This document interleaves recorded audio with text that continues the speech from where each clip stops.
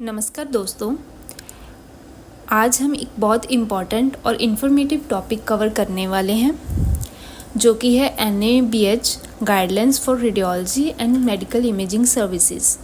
अगर आप एक हॉस्पिटल, डायग्नोस्टिक सेंटर या रेडियोलॉजी डिपार्टमेंट में काम करते हो तो NABH स्टैंडर्ड्स के बारे में जानना आपके लिए मैंडेटरी है।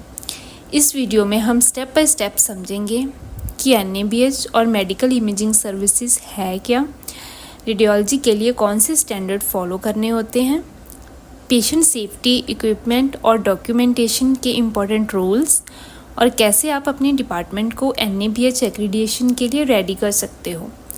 ये वीडियो स्पेशली डिज़ाइंड है स्टूडेंट्स और हेल्थ केयर प्रोफेशनल्स के लिए। तो चलिए शुरू करते हैं। हमारा पहला टॉपिक है what is NABH and MIS। NABH का फुल फॉर्म है national accreditation board for hospital and health care providers. ये क्वालिटी काउंसिल ऑफ इंडिया के अंडर काम करता है और इसका मेन पर्पस है to improve quality, safety and patient satisfaction in health care facilities across India. Medical imaging services MIS NABH का एक स्पेसिफिक एक्रीडिएशन प्रोग्राम है जो रेडियोलॉजी और डायग्नोस्टिक सेंटर के लिए बनाया गया है। इसके अंडर आते हैं x ray and digital radiography, CT scan, MRI, ultrasound, mammography, PET and nuclear imaging. NABH MIS ensure करता है कि हर इमेजिंग प्रोसीजर सेफ हो, एक्यूरेट हो और टाइमली रिपोर्ट डिलीवर करे व्हेन और while maintaining patient safety and data confidentiality. Second point है NABH standards for radiology.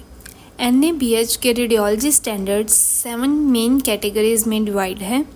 Let's go through them one by one in detail. First one is the access, assessment and patient care.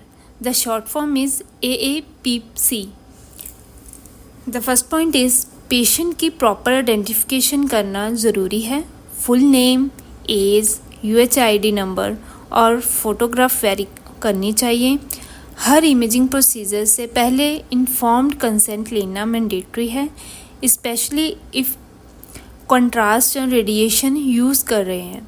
Patient preparation, fasting, allergy check, renal function test for contrast CT सब documented होना चाहिए।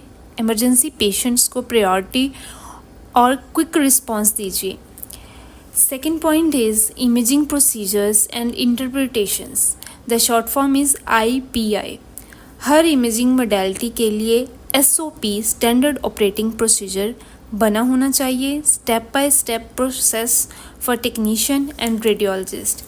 Image quality check करना routine process होना चाहिए। Reporting timely हो, example emergency within 1 hour, routine within 24 hours. Report signed by qualified radiologist with the registered number. Peer review system maintain करो for internal quality check. Third point is facility management and safety. The short form is FMS. Radiology area properly shielded हो as per ARB. The full form is ARB, Atomic Energy Regulatory Board guidelines. Then lead walls, lead doors and radiation warning signage clearly visible हो।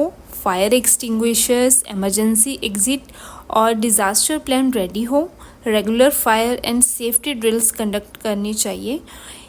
Air conditioning, ventilation और lighting standard maintain हो। The next point is equipment, materials and medications. The short form is EMM. सारे imaging equipment, x-ray, CT, MRI, ultrasound के maintenance और calibration logs maintain करो। Preventive maintenance, contract, AMC, CMC active होना चाहिए। Contrast agents और drugs properly stored हों with expiry monitoring. Equipment breakdown record maintain करो with corrective action reports. Only qualified person ही machine operate करें। Fifth point is human resource management. The short form is HRM. Radiologist और technicians के valid qualification और registration certificates file में होने चाहिए। Radiation safety officer RSO AERB approved होना ज़रूरी है। स्टाफ को regular radiation safety, infection control और पेशेंट कम्युनिकेशन ट्रेनिंग दी जाए।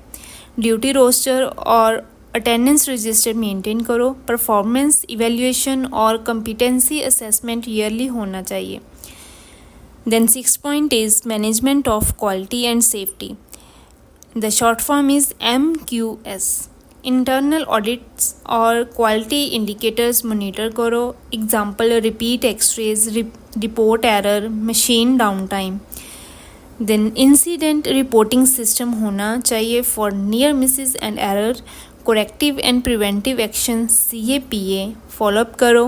Radiation dose monitoring करते रहो फॉर स्टाफ, TLD बैजेस और फॉर पेशेंट।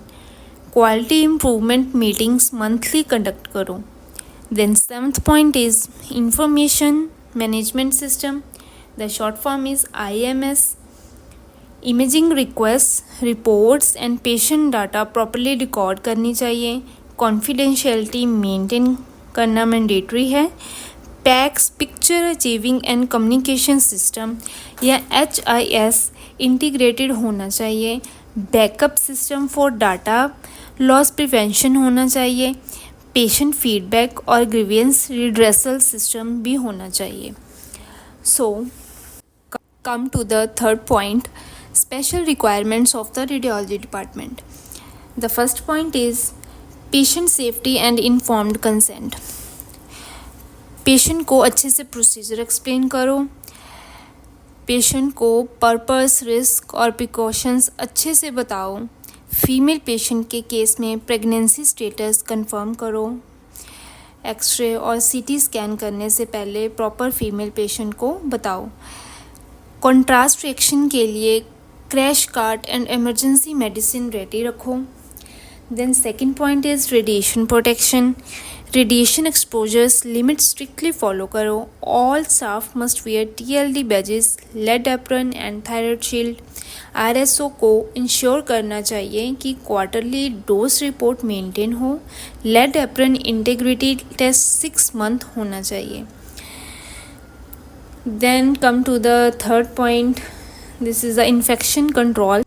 अल्ट्रासाउंड प्रोब्स और MRI कॉइल्स डिसइंफेक्ट करो after each use. Disposable covers and sterile gels use करो। Hand hygiene और PPE compliance maintain करो।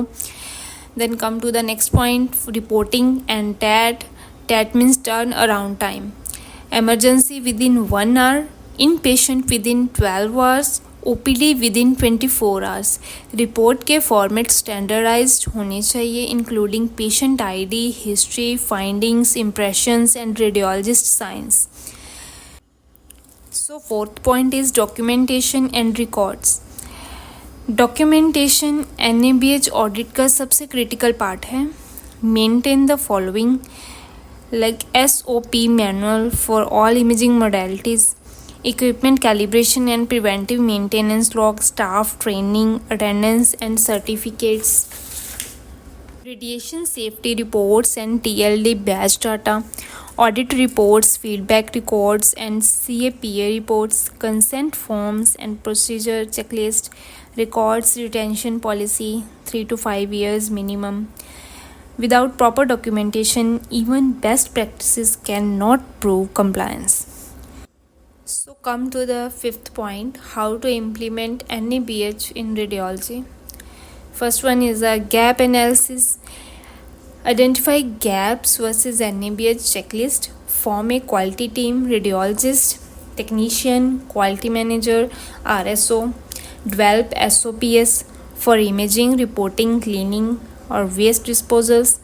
Training programs, regularly train staff on safety and documentation. Internal audit every 3 to 6 months.